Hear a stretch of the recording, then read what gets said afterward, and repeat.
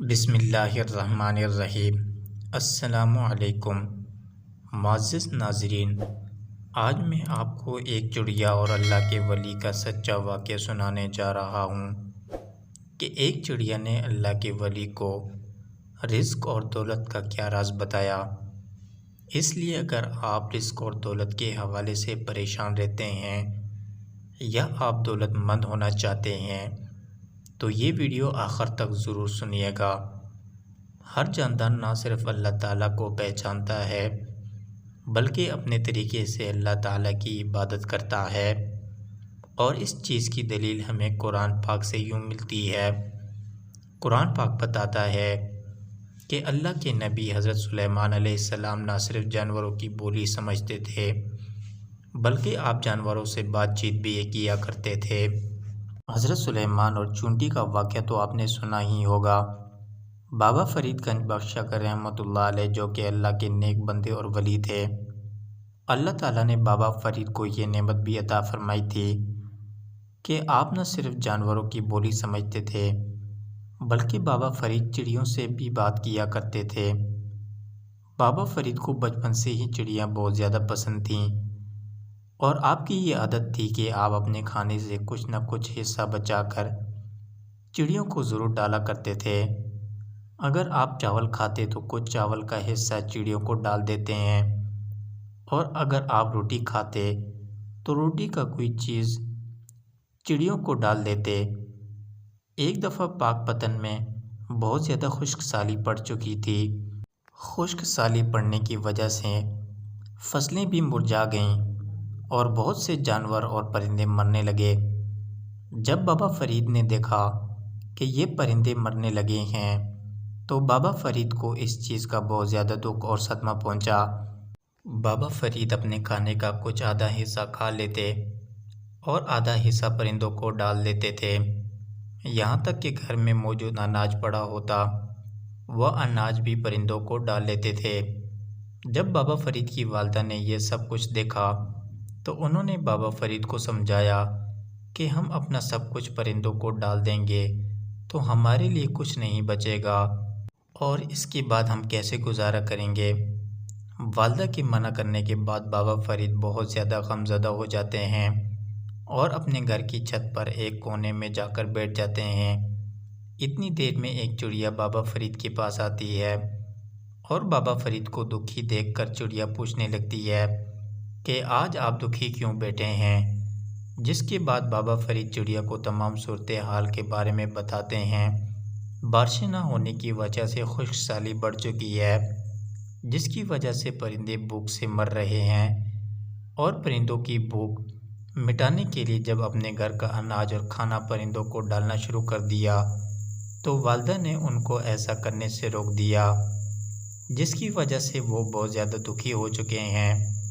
بابا فرید کی یہ بات سن کر چڑیا مسکرا دیتی ہے اور کہتی ہے کہ آپ نہیں جانتے کہ ہر جاندار کو اللہ تعالیٰ نے پیدا کیا ہے، اور اللہ کی یہ ایک حکمت ہے کہ اللہ ہر جاندار کو پیدا بعد میں فرماتے ہیں اور اس کا رزق پہلے ہی دنیا میں بھجوا دیا جاتا ہے۔ اب اللہ تعالیٰ نے جس کے حصے میں جتنا رزق لکھا ہے اس کو اتنا ہی ملے گا۔ چڑیا کا مزید کہنا تھا کہ میں دوسرے پرندوں کے بارے میں کچھ نہیں جانتی، لیکن جب سے یہ دنیا بنی ہے آج تک کوئی چڑیا بھوکی نہیں سوئی۔ چڑیا اپنے گھونسلے سے صبح بھوکی ضرور نکلتی ہے، لیکن شام اپنا پیٹ بھر کر گھونسلے میں لوٹتی ہے۔ بابا فرید چڑیا کی یہ بات سن کر بہت زیادہ حیران ہوئے اور چڑیا سے کہنے لگے کہ میں نے نیک سے نیک انسان دیکھا ہے جس نے زندگی میں کبھی گناہ نہ کیا ہو، لیکن میں نے اسے بھی بھوکا سوتے دیکھا ہے۔ تو چڑیا کے پاس کون سا ایسا وظیفہ ہے، کون سا ایسا عمل ہے کہ آج تک کوئی بھی چڑیا شام کو بھوکی نہیں سوئی۔ جس پر چڑیا کا کہنا تھا کہ ہمیں دو ایسے رازوں کا پتہ ہے جن رازوں کی وجہ سے آج تک کوئی بھی چڑیا بھوکی نہیں سوئی۔ اگر ان دو رازوں کو کوئی بھی انسان جان جائے اس پر کبھی رزق کی تنگی نہیں ہوگی، اس کو جتنی بھی دولت اور اس کی خواہش ہوگی اس سے کہیں زیادہ اللہ تعالیٰ اس کو عطا فرما دے گا۔ بابا فرید نے چڑیوں سے پوچھا کہ وہ کون سے راز ہیں، مجھے بھی رازوں کا بتاؤ۔ چڑیا کا کہنا تھا کہ پہلا راز ہے اللہ تعالیٰ پر بے حد مضبوط توکل۔ ہر چڑیا اللہ تعالیٰ پر یہ توکل رکھتی ہے کہ جو ذات آج کے دن مجھے زندگی دے گا، سانسیں دے گا، اس نے میرا رزق بھی ضرور لکھا ہوگا۔ یہ ہو نہیں سکتا کہ جو ذات آج کے دن مجھے زندگی دے گا وہ آج کے دن کا رزق مجھے نہ پہنچائے۔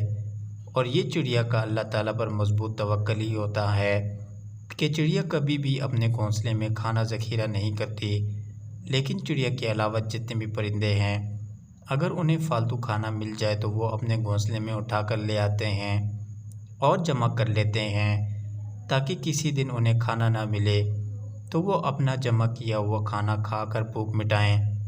لیکن چڑیا کبھی بھی اپنے گھونسلے میں کھانا جمع نہیں کرتی، پھر چاہے چڑیا کے سامنے جتنا مرضی دانہ پڑا ہو، چڑیا اتنا ہی کھائے گی جس سے اس کی بھوک مٹ جائے۔ جیسے ہی اس کی بھوک مٹ جائے گی وہ اڑ جائے گی۔ پھر جو بھی اللہ تعالیٰ پر اپنا توکل مضبوط کرتا ہے اللہ تعالیٰ کبھی بھی اسے مایوس نہیں ہونے دیتا۔